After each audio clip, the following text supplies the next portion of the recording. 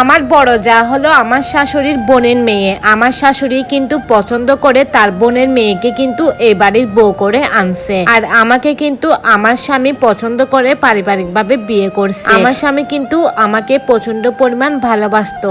আর আমার শাশুড়ি কিন্তু আমাকে এমন একটা দেখতে পারতো না। আমার বড় যাকে কিন্তু খুবই পছন্দ, কারণ পছন্দ করবে এটা স্বাভাবিক, যেহেতু উনি আমার বড় যা হলো আমার শাশুড়ির বড় বোনের মেয়ে। তো যাই হোক, এভাবে কিন্তু আমাদের সংসার জীবন খুবই ভালোভাবে পার হচ্ছিল। কিন্তু একদিন হঠাৎ আমার বড় বাসুর মারা যায়। তো বড় বাসুর কিন্তু অসুস্থ ছিল। একদিন ওনার হঠাৎ অসুস্থ বেড়ে যায়, তারপর উনি মারা যায়। তো মারা যাওয়ার পর না আমার বড় যা কিন্তু বাবার বাড়িতে চলে গেছে। তো আমার বড় যার সাথে কিন্তু আমার শাশুড়ি মা তাদের বাসায় চলে গেছে। তারপর আমার স্বামী আর আমি মিলে কিন্তু দুজনে সুখে সংসার গড় করতেছিলাম, কিন্তু আমার কোনো বাচ্চা হচ্ছিল না, কারণ আমার একটা সমস্যা ছিল। তাই এর মাঝে কিন্তু আমার শাশুড়ি বারবার কিন্তু আমার স্বামীকে ফোন দিয়ে বলতো যে তোর ভাবির এটা লাগবে ওইটা লাগবে, এগুলা নিয়ে ওইগুলা নিয়ে, তোর ভাবি খাইতে পারতেছে না, এটা নিয়ে ওইটা নিয়ে। তো এরকম বলে বলে না আমার শাশুড়ি কিন্তু আমার হাজবেন্ডকে আমার বড় যার বাবার বাড়িতে নিয়ে যাইতো। কিন্তু আমার হাজবেন্ড প্রথম যাইতে চাইছিল না। আমি ওকে জোর করে পাঠাইছি, বলতেছি ওনার যেহেতু স্বামী নাই, তোমার তো দায়িত্ব তাই না, তোমার ভাবে কি খাইতে পছন্দ করে না করে তুমি এসব নিয়ে যাইও, তাহলে কিন্তু অনেক বেশি সব হবে। তো আমার কথা রাখার জন্য কিন্তু আমার স্বামী ওইখানে যাইতো। কিন্তু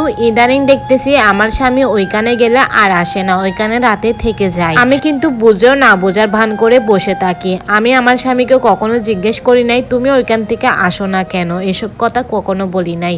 উনিও কিন্তু আমাকে কিছু বলতো না। ইদানিং দেখতেছি আমার স্বামী আমার সাথে একদমই খারাপ ব্যবহার করতেছে, আমার বাসায় টোটালি আসতেছে না। তো একদিন এইভাবে দিন যাচ্ছিল, কিন্তু একদিন হঠাৎ দেখতেছি আমার শাশুড়ি আমার বাসায় আসছে, সাথে আমার স্বামীও।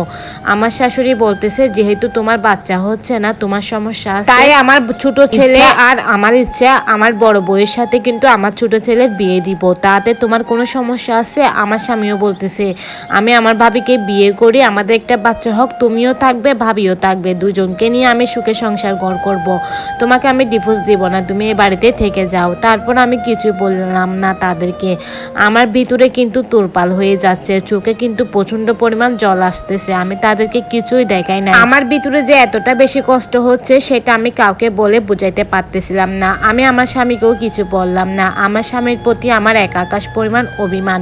তো আমার অভিমান আমার কাছে থাকলো, কিন্তু আমার স্বামী আমার বড় যাকে বিয়ে করে ফেলছে। তো এসব কথা না আমি আমার মাকে বললাম। আমার মা আমাকে বলতেছে কি মা কি করবি, আর এখানে ধৈর্য ধরে তোর ভাই কিন্তু নুন আনতে ফান্তা ফুরোয়, এখানে এসে তুই কি করবি? আসলে আমার বাবা কিন্তু ছোটবেলায় মারা গেছিল, আমার ভাই কিন্তু কষ্ট করে আমাকে বিয়ে দিয়ে দিছে। তো আমি শ্বশুর বাড়িতে কিন্তু অনেক পশু পাখি লালন পালন করি, এগুলা নিয়ে আমার জীবন যাপন যাচ্ছে। কিন্তু আমার ভাই শোনার পর বলতেছে তুই চলে আয়, ওই ছেলেকে ডিভোর্স দিয়ে আমাদের বাড়িতে চলে আয়, তোকে আমি ভিক্ষা করে হলে খাওয়াবো। কিন্তু আমার মনে হয়েছে এটা আমার ভাই এমনি বলতেছে, পরবর্তী হয়তো আমার ভাইয়ের জন্য আমি বোঝাও হয়ে যাইতে পারি, তাই আমি আমার ভাইয়ের কাছে যাইলাম না। আমি আমার স্বামী ঘরে এখনো পড়ে আছি। মাঝে মধ্যে কিন্তু আমার স্বামী আমাকে দেখতে আসে, বাজারও নিয়ে আসে, আমার সাথে শারীরিক সম্পর্ক করতে চায়, কিন্তু আমি তাকে দিই না বলে সে রাগ করে চলে যায়। তার জন্য কিন্তু এখন সে আর আমাকে দেখতেও আসে না, বাজারও নিয়ে আসে না। তো যাই হোক, যার সাথে আমার সম্পর্ক নাই ভালো করে তাকে আমি শারীরিক সম্পর্ক করতে দিব কেন? তো আমি কিন্তু শ্বশুর বাড়িতে এখানে পশু পাখি মুরগি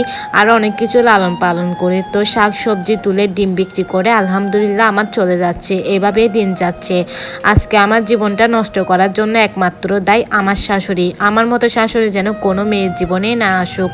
তো এতক্ষণ আপনারা যে গল্পটা শুনছেন, এই গল্পটা ছিল একটা আপুর জীবনের বাস্তব কাহিনী, আপনাদের সামনে তুলে ধরলাম।